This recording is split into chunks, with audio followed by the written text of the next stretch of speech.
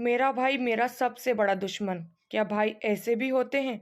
राजू हर समय अपनी बहन का मजाक उड़ाया करता था तथा उसे हर समय परेशान करता था। दोनों भाई बहनों में कभी नहीं पड़ती थी। राजू बीसीए फर्स्ट सेमेस्टर का विद्यार्थी था, जबकि उसकी बहन पूजा एमसीए फर्स्ट ईयर सेमेस्टर की विद्यार्थी थी। उन दोनों की लड़ाई से पूरा घर परेशान रहता था। अगर पूजा अपने छोटे भाई को कोई काम देती तो राजू उस काम को करने से मना कर देता था। अगर किसी तरह से मजबूरी में कोई काम उसे करना पड़ता तो वह उस काम को बिगाड़ दिया करता था। इसीलिए पूजा भी अपने भाई राजू को तरह तरह से परेशान करने का बहाना खोजा करती थी। घर वालों ने पूजा की शादी रीवा के एक बड़े इंजीनियर के साथ तय कर दी। इंजीनियर प्रशांत शुक्ला भोपाल की एक बड़ी इलेक्ट्रॉनिक संस्था में काम करता था और भोपाल में ही उसकी प्रतिस्थापना थी। पूजा की शादी तय हो जाने के बाद राजू अपनी बड़ी बहन को परेशान करता था और कहता कि जल्द ही घर की सबसे बड़ी समस्या जाने वाली है। एक दिन पूजा ने अपने भाई राजू से पूछा कि जब मैं जा रही होगी तो तू कौन सा गाना गाएगा। राजू अपनी बहन को चिढ़ाने के लिए बोला कि मैं तो एक बहुत ही मस्त गाना गाऊंगा, रुक मैं तुझे सुनाता हूँ। गाड़ी वाला आया घर से कचरा निकाल, गाड़ी वाला आया घर से कचरा निकाल, और जोर जोर से हंसने लगा। पूजा ये गाना सुनकर गुस्से में वहां से चली गई।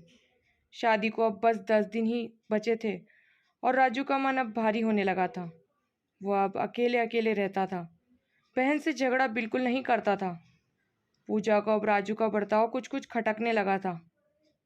उसे लगा बात बात में लड़ने वाला मेरा ये छोटा भाई आजकल बहुत कटा कटा क्यों रहता है। इस समय मेरी हर बात चुपचाप सुन लेता है। जो काम करने के लिए कहती हूँ उसे बिना नौटंकी किए पूरा कर देता है। पूजा एक दिन राजू के दोस्तों को शादी में आने का निमंत्रण दे रही थी।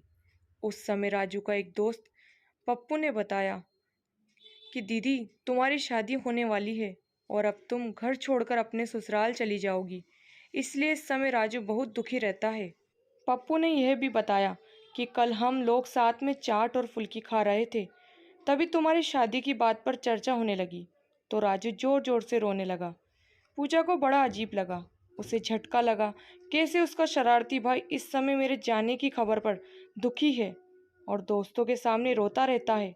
उसे अब याद आने लगा कि कैसे आजकल राजू उसके साथ लड़ता झगड़ता नहीं है और उसके दिए हुए सभी कार्य को चुपचाप कर देता है।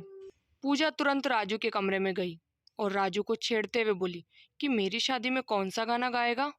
पहले तो राजू ने कुछ नहीं बोला, पर पूजा बार बार जोर देती रही और पूछती रही।